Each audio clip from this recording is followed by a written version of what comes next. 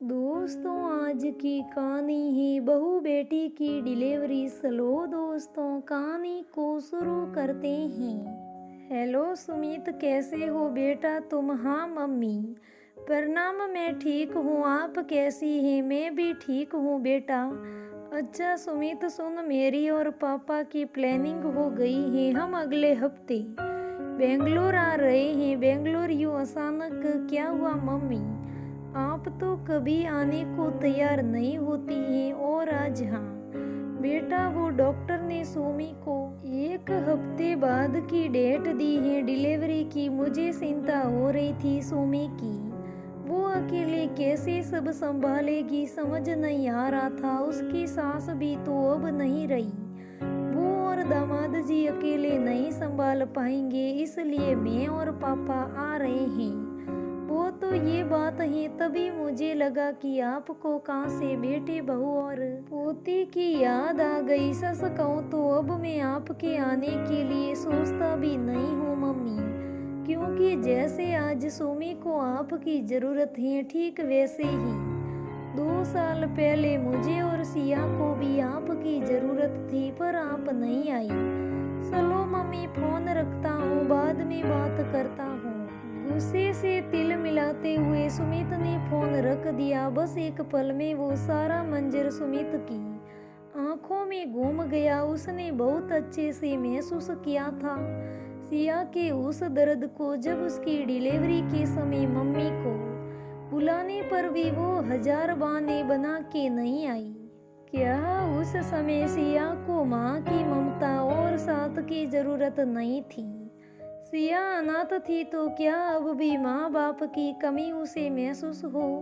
शायद नहीं, पर सिया ने सब कुछ हंसते मुस्कुराते संभाल लिया। अपने दुख को कभी भी मेरे सामने दिखाती भी नहीं थी, अकेले रो ले, पर जब मैं पास होता तो बस मुस्कुराती रहती। सच कहूँ तो सिया से ज्यादा मुझे साथ ही कि मम्मी सिया के साथ रही।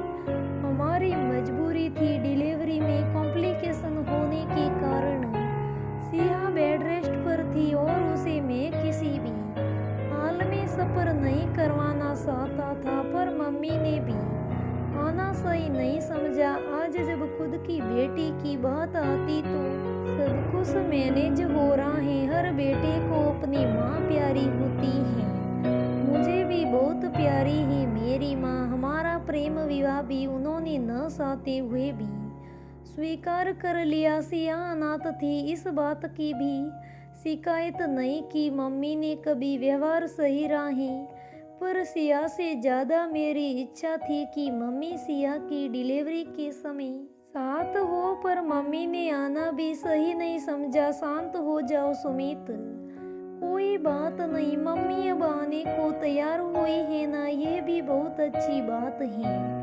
शायद मेरी ही किस्मत में नहीं था, इसलिए तो ऊपर वाले ने मुझे हमेशा माँ के प्रेम से वंचित रखा। जो हुआ उसे भूल जाना ही अच्छा है, और हमें आने वाली खुशी के पल को एंजॉय करना चाहिए, ना कि तुम्हारी तरह मुंह फुलाकर बैठ जाना चाहिए। चलो अब गुस्सा थूको और मम्मी को फोन करो, उनसे बोल दो कि तुम उनके और पापा के आने का टिकट करवा रही हो। बेकार की बीती बातों में समय ना गवाओ। सिया, तुम क्या सीज हो यार, सब कुछ कैसे हंसते हुए संभाल लेती हो? मैं सिया हूँ जनाब, अपने माथे पर चिंता की सिकन भी नहीं आने देती हूँ, और ना ये चाहती हूँ कि तुम अपनी भौएं सिकोड़ो, समझे मिस्टर? तुम्हारी इन सब अदाओं पर ही तो मैं मर मिटा था। सिया को अपनी बाहों में खींचते हुए सुमित ने बोला, और दोनों खिलखिलाकर हंस पड़े। हेलो मम्मी, मैं आपकी और पापा की टिकट करवा रहा हूँ, अपनी तैयारी कर लो। अरे तू तो शांत हो गया, मुझे तो लगा कि मेरा बेटा मुझे अपने घर में घुसने भी नहीं देगा। मैं अगर ऐसा कुछ सोचूंगा भी तो आपकी बहू मुझे ही घर से बाहर निकाल देगी। सॉरी मम्मी, मैं थोड़ा रूड हो गया था। नहीं बेटा, माफी तो मुझे मांगनी चाहिए। मैं ही कैसी माँ हूँ जो अपने बच्चों की देखभाल भी नहीं कर सकती हूँ, पता नहीं सिया मुझे माफ भी करेगी या नहीं। नहीं नहीं मम्मी, ऐसा मत बोलो। और रही बात सिया की तो वो बिल्कुल भी नाराज नहीं है, बल्कि जब मैंने बताया आप आ रहे हैं तब से वो खुशी से फूले नहीं समा रही हैं। बस आप दोनों जल्दी से आ जाओ, हम सब आपका इंतजार कर रहे हैं।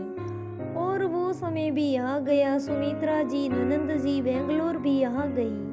सुमी को एक प्यारा सा बेटा हुआ और उसकी देखभाल मम्मी से ज्यादा भाभी ने की, और करे भी क्यों ना। ननंद भाभी ने शुरू से ही अपना रिश्ता प्रेम की मजबूत डोर से जो बांध रखा है। सिया ने अपनी सासू माँ की भी खूब सेवा की और सुमित्रा जी को भी अपनी इस गलती का अच्छे से एहसास हो गया कि उन्होंने ये बिल्कुल नहीं करना चाहिए था।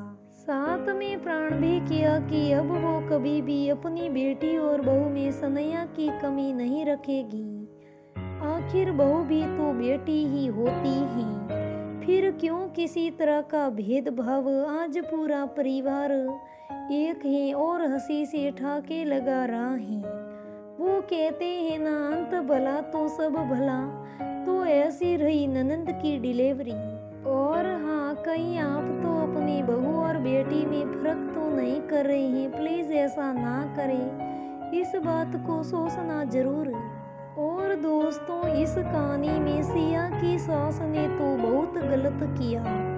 अपनी बेटी की डिलीवरी के वक्त तो सब कुछ छोड़ छाड़ कर तैयार हो गई और अपनी बहू की डिलीवरी के समय वो ना आई। अपने बेटे बहू के कहने पर भी वो ना आई। ये बहुत गलत बात है, ये भेदभाव वाली बात है। इसलिए दोस्तों, मैं आपसे कहना चाहूंगी कि हमें ऐसा नहीं करना चाहिए। अपनी बहू और बेटी में फर्क कभी नहीं करना चाहिए।